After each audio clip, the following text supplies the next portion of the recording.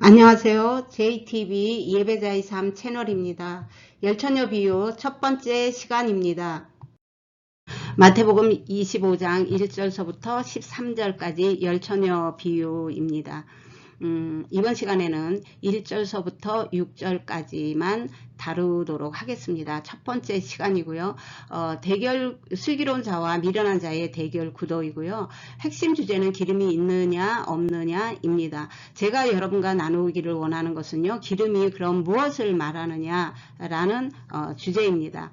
1절서부터 6절의 본문은요. 그때의 천국은 마치 등을 들고 신랑을 맞으러 나간 열처녀와 같다 하리라. 그 중에 5은 미련하고 5은 슬기 있는 자라. 미련한 자들은 등을 가지되 기름을 가지지 아니하고 슬기 있는 자들은 그릇에 기름을 담아 등과 함께 가져갔더니 신랑이 더디옴으로 다 졸며 잘세. 밤중에 소리가 나되 보라 신랑이로다 맞으러 나오라 하매. 네, 이 유대인들의 이 열이라는 숫자는요, 완전수로 해당을 구성할 수 있는 최소 인원이에요. 오늘날 모든 시대의 신자를 가리키기도 하고요, 교회를 가리키기도 합니다. 이 배경이요, 유대인 결혼 문화를 배경으로 해서 천국에 대한 설명을 예수님이 제자들에게 해 주시는 이 비유들 중에 그 한 가지 이 열처녀 비유도 그 중에 하나예요. 그래서 10명의 남자 들러리와 여자 들러리는요, 꼭 필요한 인원이고요. 대상은 제자들이다 라고 할 수 있습니다. 이 배경은요, 24장서부터 시작이 돼요. 주의 임함과 세상 끝이 무슨 징조가 있겠습니까? 라는 질문에 이 비유적 설명을 하고 있는 것입니다. 말씀을 하나 보도록 하겠습니다. 마태복음 24장 3절에 예수께서 올리브산에 앉아 위에 앉으셨을 때에 제자들이 조용히 와서 이르되 우리에게 이르소서 어느 때에 이런 일이 있겠사오며 또 주의 임하신가 세상 끝에는 무슨 징조가 있겠사오리까. 대상은 제자들이고요. 예. 이 일들은요 언제 일어날 일입니까? 라는 것과 당신의 오심과 세상 끝날 그러니까 종말에 대한 징조는 무엇입니까? 라는 질문에 대한 이 예수님의 그 설명하는 이 비유를 들어 설명하는 그 내용 중에 하나가 열처녀 비유라고 할 수가 있습니다. 그리고 또 신랑이 더디옴으로 다 졸며 잘세 이 잠이 들었다는 이 것이 아니고요. 영이 잠들었다는 것입니다. 우리가 이 구원을 받았다 해도 진리의 말씀을 공급하지 않으면요 영적으로는 잠이 들었다고 할 수밖에 없어요. 그리고 특별히 신약에서는요 이 기름은 항상 말씀을 뜻합니다. 말씀이 믿음의 에너지라는 의미를 가지고 있습니다. 기름이 그럼 무엇인가? 기름이 말씀이냐 성령이냐 라는 대결 구도가 되는 것이죠.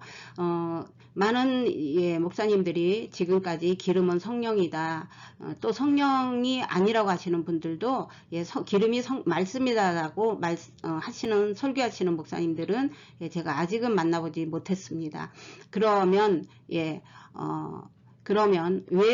아닌지 여러분께 설명을 드리면서 열처녀 비유에서 사용된 단어와 성령이 기름이다 라고 하는 성경 구절들에 사용된 일단 단어부터가 다르다는 것을 여러분에게 말씀을 드리려고 합니다. 물론 저도 당연히 한국 교회에서 자랐으니까 저도 이 기름이 성령이다 라고 배우고 자랐겠죠. 그러나 제가 성경 연구를 시작하면서 그게 아니라는 것을 그렇게 했을 때 기름이 성령이라고 했을 때 동의할 수 없는 부분이 있었어요. 그래서 저는 기름은 성령이 아니라 말씀이다 라는 결론을 가지고 있었고 그것을 오늘 이번에 말씀을 드리려고 하는 것입니다.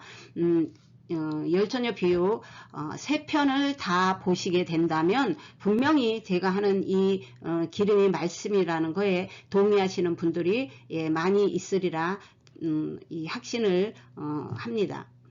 그래서 우선 두 단어가 무엇이냐 하면 이 헬라어로 이 크리오와 이 마샤, 이거는요 기름이 성령이다 라고 하시는 분들이 인용하는 성경 구절에 사용되었던 단어들이고요. 오늘 열처녀 비유에 이 사용된 이 기름에는요 엘라요니 이거는 동사라면 여기 명사가 사용되었어요. 히브리어로는 이츠하르입니다. 이 사용된 언어가 일단 다르고 뜻도 당연히 다르죠. 그러므로 사용된 말씀들을 본다면요. 이사야 61장 1절에 주 여호와 영이 내게 내리셨으니 이는 여호와께서 내게 기름을 부으사 할 때 이 기름을 붓다 동사 크리오가 사용되었습니다. 또 여러 가지 구절을 가지고, 왜냐하면 왕을 세우고 제사장을 세우고 선지자를 세울 때 이 기름 부음할 때 사용하는 이 동사란 말이에요. 그렇기 때문에 성경 구절에 물론 이게 많이 인용이 되었어요. 그래서 여러 가지 구절들이 있지만 특별히 주로 사용하는 구절이 이사야서 61장 1절이었고요. 이것을 또 바울도 예수님도 인용을 했던 구절이에요. 그래서 누가복음 4장 18절에 주의 성령이 내게 임하였으니 이는 가난한 자에게 복음을 전하게 하시려고 내게 기름을 부으시고 할 때 여기 기름도 이 클리오가 사용되었습니다. 그러므로 본문에 사용된 이 기름과 다릅니다. 물론 우리 한글 성경에는 이런 것들이 전부 다 기름이라고 번역이 된 점이 있다는 것. 그리고 이 누가복음과 사도행전에서 이 인용된 기름 붓다, 이거는 동사로서 클리오가 사용되었습니다. 여기서 파생된 단어가 크리스토스, 즉 그리스도이고요. 이 기름 부음은요 주로 왕이나 선지자, 제사장들에게 행해지는 일종의 의식이에요. 그래서 머리에서 기름 부을 때 그때 이 사용하는 이 동사입니다. 또 구약에서는요 기름을 붓다 할 때 히브리 마샤, 동일하게 헬라어로도 크리오도 동일한 기름 붓다입니다. 그래서 마샤에서 파생된 마시아흐는요 기름 부음을 받은 자라는 뜻이에요. 아람어로는요 메시카가 파생되었고요. 그리고 최종적으로 영어에서 메시아가 생겨났습니다. 그래서 우리가 예수님을 그리스도 메시아라고 부르는 것의 의미는요 예수님은 기름 부음을 받은 분입니다 라는 뜻을 가지고 있습니다. 네, 이번에는 올리브 기름 중에서 신랑을 맞이하기 위해 준비한 기름, 이 열처녀 비유에 나오는 기름은 어떤 기름인가, 그것도 설명해 보도록 하겠습니다. 본문에서 3절과 4절을 읽도록 하겠습니다. 미련한 자들은 등을 가지되 기름을 가지지 아니하고 슬기 있는 자들은 그릇에 기름을 담아 등과 함께 가져갔더니, 이 마태복음 25장에서 열처녀 비유에서 말씀하는 이 기름은요, 이 명사 엘라ион입니다. 그래서 성경에 11번 정도 사용이 되었어요. 그리고 히브리어로 이츠하르이며 이것은 이 헬라어나 히브리어나 올리브 기름을 뜻합니다. 그래서 우리 성경에는 또 감람유로 번역이 되어 있습니다. 올리브 기름이 사용되는 이 용도는 식욕으로 또는 등불을 켜거나 연료나 의료를 위한 목적으로 사용이 되고요. 또 몸에 바르거나 아니면 비누로도 사용이 됩니다. 저도 이스라엘 갔을 때 우크라이나 난민교회를 섬기는 목사님 거기서 만들어 파는 올리브유 그리고 또 비누를 사가지고 와서 지금도 잘 쓰고 있습니다. 여러분들에게 이해를 돕기 위해서 성경에 올리브 기름이 성전에 사용되는 것을 나오는 구절을 하나 읽도록 하겠습니다. 레위기 24장 2절에 이스라엘 자손에게 명령하여 불을 켜기 위하여 감람 올리브를 찌어낸 순결한 기름을 내게로 가져오게 하여 계속해서 등잔불을 켜둘지며 성전에 사용하는 이 올리브 기름 이것이 분명히 구별된다는 것, 그리고 이 올리브 기름에 대한 것이 이 기름이 성령이다 아니면 말씀이다 아니면 믿음이다 행이다 뭐 어떤 것이 되었든지 간에요 그것을 그렇게 해석을 하시는 것에 따라 그 해석이 완전하게 달라질 수 있고 결론도 물론 영향을 받게 됩니다. 그래서 열처녀 비유에 이 성경에서 말하는 해석이 무엇인지를 분명하게 바르게 깨닫는 데 굉장히 중요한 역할을 하게 됩니다. 예비된 기름이 무엇이냐? 예, 이것 때문에 혼인잔치에 들어가지 못한 이유가 되었고요. 열처녀 비유의 핵심이기도 합니다. 말씀 잠언 6장 23절에 대저 명령은 등불이요 법토라는 빛이요 훈계의 책망은 곧 생명이다. 이게 무슨 얘기일까요? 예, 무엇으로 명령을 하죠? 토라와 율법, 법 이게 다 무엇입니까? 성경 말씀을 뜻하는 것이잖아요. 그리고 훈계의 책망은 생명이다. 이것도 훈계도 무엇으로 하죠? 책망은 무엇으로 하죠? 우리에게 하나님의 자녀들에게 전부 말씀으로 하시는 일입니다. 그것이 곧 생명이라고 말씀하시는 것이에요. 그래서 이것은 이 세상 모든 사람에게 하는 말씀이 아닙니다. 하나님의 자녀들에게 하는 훈계입니다. 이 말씀이 이것이 다 말씀을 뜻한다는 것은 주님께로 가는 그리스도인의 길이 제약에 물들지 않도록 넘어지지 않도록 예, 등불이 되어주고 빛으로 인도한다는 예, 이야기입니다. 또 원어 성경 번역으로 된 예, 원어 번역 성경으로 예, 본문을 3절과 4절만 읽도록 하겠습니다. 그때 어리석은 처녀들은 등불을 가져가면서 올리브 기름을 챙기지 않았다. 그러나 지혜로운 처녀들은 자기 등불과 함께 통에 든 올리브 기름을 가져갔다. 그런데 탈무드에서는요, 올리브 기름은 영적 깨달음을 주는 토라의 지식을 상징합니다.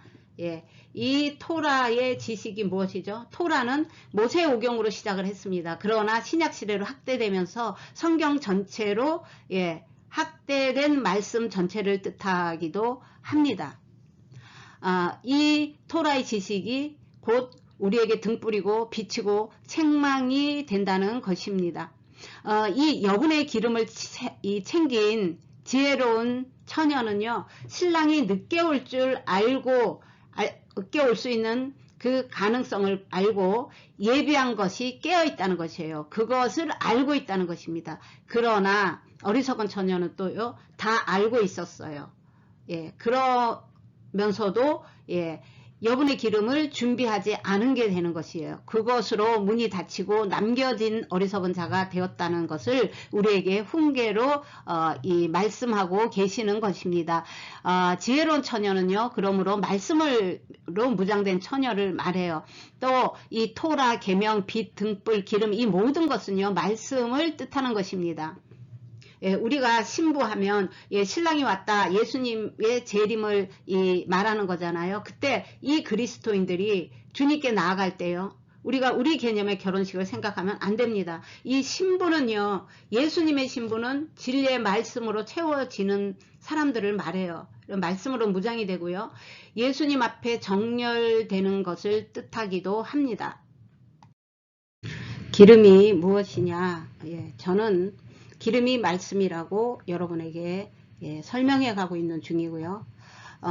다른 분들은요, 기름이 성령이다 라고 말씀하시는 분들이 가장 많아요. 그 외에도 선한 행위다, 기름은 믿음이다, 기름은 하나님의 은혜다 등등의 주장들이 있는 걸 알고 있습니다. 그러나 여러분, 이 모든 것은요, 말씀에 기반해서 일어나는 현상들이지 구원의 핵심은 아닙니다. 이 성령이 기름이다, 기름이 성령이다 라고 주장을 하시던가 아니면 또 성령 충만이라고 예, 설득을 하실 경우에 이 신비주의로 갈 확률이 상당히 높고요. 또 하나 동의할 수 없는 게 있어요. 성령 충만, 성령 어쨌거나 그렇게 나간다면요, 이 초신자는 어떡하죠? 예, 오늘 등록을 교회 왔는데 내일 예수님이 재림하셔요. 그리고 오늘 태어난 아기 내일 예수님이 재림하셔요. 이게 이 기름이 성령이라고 한다면 예, 상당히 납득하기 어려워요. 왜냐하면 기름을 준비한 5 처녀가 신랑과 함께 들어가고 문이 닫혔기 때문에 그래요. 이게 쉽게 말하면 천국이냐 지옥이라는 갈림길에 있기 때문에 이걸 성령이라고 말하는 거에 동의할 수 없는 부분이 되는 것입니다. 또 하나는요, 병상 영접 기도요. 지금까지 해온 거 다 어떻게 설명하죠? 기운이 없어서 목사님이 일일이 다 말을 하면 겨우 아멘 한마디 하고, 예, 그걸 이제 동의한 걸로 보고, 예, 그분이 이제 아멘 했어요. 그리고 돌아가셨어요. 그러면 주님이 내일 재림 하셨어요. 자, 그러면, 예, 이런 것들을 어떻게 설명하겠습니까? 이 성령이요, 그런 게 아닙니다, 여러분. 성령님은요, 요한복음 16장 13절에 진리의 성령이 오시면 너희를 모든 진리 가운데로 인도하시리라, 이렇게 말해요. 그리고 진리의 성령님은요, 요한복음 15장 26절에 내가 아버지께로부터 너희에게 보낼 보혜사, 곧 아버지께로 나오시는 진리의 성령이 오실 때에 그가 나를 증언할 것이요. 진리의 성령님이 하는 일이 바로 이런 일이에요. 그래서 진리의 영, 지혜의 영, 그리스도의 영이라고 말하는 것입니다. 자기도 알아듣지 못하는 방언, 예, 그거 하게 하시려고 진리의 성령님이 오신 게 아니에요, 여러분.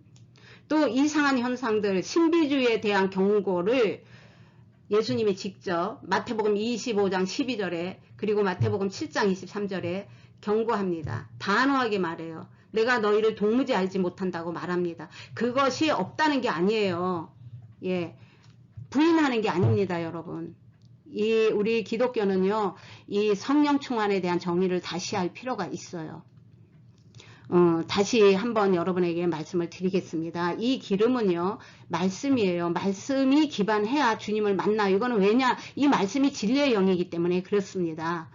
예, 바로 예수님의 영이에요. 이 말씀이 없다는 것은 예수님을 모른다는 것이에요.